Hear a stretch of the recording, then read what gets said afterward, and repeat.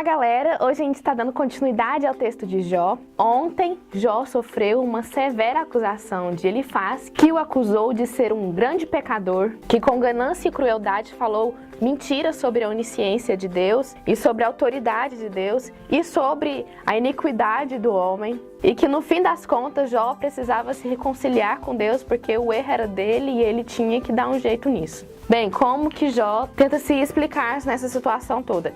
Nos capítulos 23 e 24, ele responde a Elifaz. E para quem lê o texto, percebe que Jó é muito na sofrência, né? Ele é todo poético e ele tá todo deprimido. Então você imagine tudo isso que eu tô falando agora, só que de um jeito poético e bem romântico, assim, sabe? Primeiro, ele tenta tatear Deus, procurando Deus, falando que ele não estava se reconciliando com Deus, primeiramente, porque ele estava buscando Deus e não estava encontrando ele. Então ele não era um ímpio qualquer. Se ele tivesse totalmente errado, ele não estava sendo um ímpio qualquer, porque ele estava procurando a presença de Deus, sim. E ele entra num ciclo entre fé e desesperança. Você vê isso principalmente nos versos 11, 12 e 13. E para poder concluir, ele chega com essa grande confusão. Será que Deus errou? Porque a gente vê que os ímpios estão prosperando tanto. Será que é por aí mesmo? Será que eu aqui, todo pobre, significa que é porque eu tô sendo ímpio? Porque tem ímpio por aí que tá prosperando tanto, sabe? E aí entra um outro ser chamado Bildade, que fala o discurso dele. E é engraçado porque aqui ele não fala nada contra, assim, o discurso que Jó tinha acabado de dar. Ele só reafirma falando que Deus era acima de todas as coisas e que os homens são como vermes. Ou seja, ele é como um verme.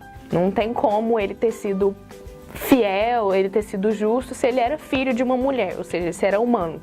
E aí é até engraçada a resposta de Jó no capítulo 26, porque ele é meio sarcástico no início da resposta dele. Eu vou até ler para vocês. Nossa, Bildade, como você ajudou aquele que não tinha força e como socorreste o braço de quem não tinha vigor, você é tão legal.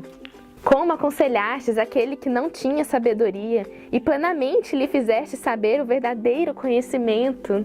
Bildade, sério, para quem você falou essas palavras? E de quem é esse espírito que entrou em você para poder você ter falado tudo isso?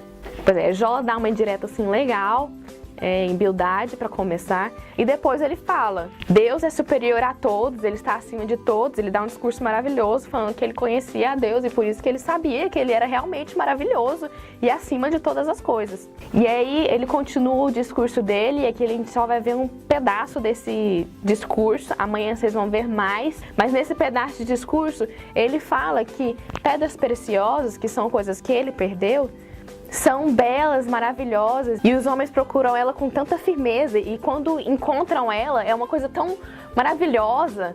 Mas e a sabedoria do Senhor? Será que é encontrada em qualquer lugar? Será que você consegue encontrar ela? Não, ela só vem através de Deus. E aí ele conclui dizendo que o entendimento, o verdadeiro entendimento, se baseia em 3 pilares principais, que são: primeiro, é o temor ao Senhor; segundo, a sabedoria do Senhor; e o terceiro, saber se apartar do mal. Bem, por hoje é só, mas fiquem ligados porque amanhã tem mais sobre o discurso de Jó. E aí, já leu a Bíblia hoje?